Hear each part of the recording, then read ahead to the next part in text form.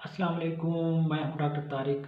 आज मैं बात करूंगा ट्राइकोडर्मा के बारे में कि ट्राइकोडर्मा क्या है, इसको इस्तेमाल किस तरह करना है, ये किन फसलों में इस्तेमाल होता है, अगर हम इसको इस्तेमाल करते हैं तो इससे क्या फ़वाइद मिलते हैं और किन नुकसानात से बचा जा सकता है।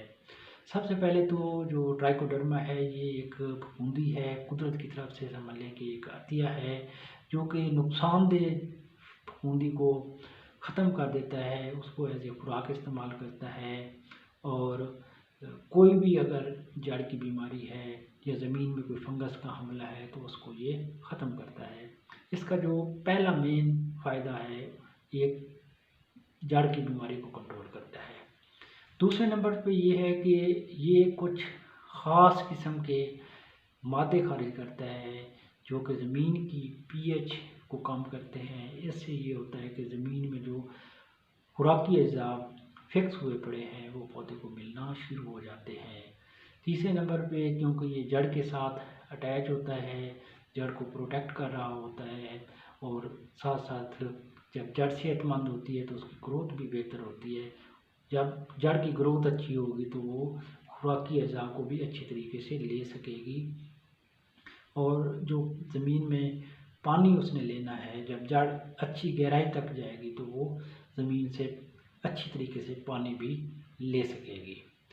अब ट्राइकोडर्मा हम किन फसलों में इस्तेमाल करते हैं, इसको आप हर फसल में इस्तेमाल कर सकते हैं। आप इसको गन्ने में इस्तेमाल कर सकते हैं, अगर रेड रॉट का मसला है तो उस पे कंट्रोल देगा। अगर आपने कोई मिर्चें वगैरह लगाई हैं या टनल फार्मिंग की है, उसमें मिर्चों में ये मसला आता है कि खड़ी खड़ी मिर्चें ख़त्म हो जाती हैं, तो ये उसको कंट्रोल करेगा। टनल में बीमारियों का हमला ज़्यादा होता है क्योंकि वहाँ पे ह्यूमिड कंडीशन होती हैं और बेमौसमी, एक तो हम आउट ऑफ सीज़न फसल ले रहे होते हैं, एक ये इफ़ेक्ट होता है। तो उसमें अगर फंगस का हमला होता है तो उसको कंट्रोल करना बहुत मुश्किल हो जाता है। तो अगर हम इस ट्राइकोडर्मा को इस्तेमाल करते हैं टनल में, अगर हमने खीरा लगाया है, टमाटर लगाए हुए हैं, मिर्च लगाई हुई है, कोई भी फसल हमने लगाई है, तो ये उस पर बहुत अच्छा कंट्रोल देगा, ख़ास तौर पे जो जड़ की बीमारियां हैं। साथ साथ क्योंकि ये पानी और खुराकी अज़ा की भी बेहतर उसमें पौधे को मुहैया कराने में मदद करता है, तो ये है कि पौधे की ग्रोथ भी अच्छी होगी। अब इसका जो इस्तेमाल है वो किस तरह करना है। आप इसको फ्लड कर सकते हैं। फ्लड में ये होता है कि आप 2 पैकेट ट्राइकोडर्मा के लिए जब आपने पानी लगाना है तो नक्के पे आप इसको रख दें और पानी के साथ साथ इसको ऐसा ऐसा फ्लड कर दें।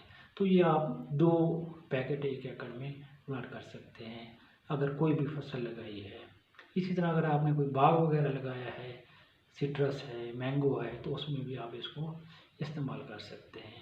दूसरा तरीका ये होता है कि अगर पानी लगाना मुश्किल है, अगर आप पानी नहीं लगा रहे, तो फिर आप इसका एक महलूल तैयार कर लें। महलूल में ये होता है कि आप 10 ग्राम ट्राइकोडर्मा लें और 1 लीटर पानी लें, उसमें आप इसका महलूल बना लें।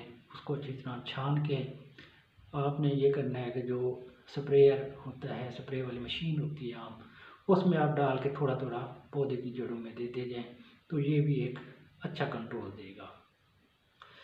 तीसरे नंबर पे आप इसका इस्तेमाल इस तरह कर सकते हैं कि अगर आपके पास गोबर की खाद है, 2 मन आप गोबर की खाद ले लें, गली सड़ी गोबर की खाद हो, उसमें आप 1 पैकेट ट्राइकोडर्मा का मिला लें और उसमें नमी जो है उसमें थोड़ा पानी डाल के 50% तक आप उसकी नमी कर लें। और ये आपने प्रैक्टिस करनी है तकरीबन 15 से 20 दिन बाद। जो ट्राइकोडर्मा के स्पोर हैं वो अच्छी तरह मल्टीप्लाई हो जाएंगे, और जब आपने ज़मीन की तैयारी करनी है उस टाइम भी आप डाल सकते हैं। अगर आपने पानी लगाना है तो ड्रम में डाल के आप इस तरह भी आप उसको फ्लड कर सकते हैं।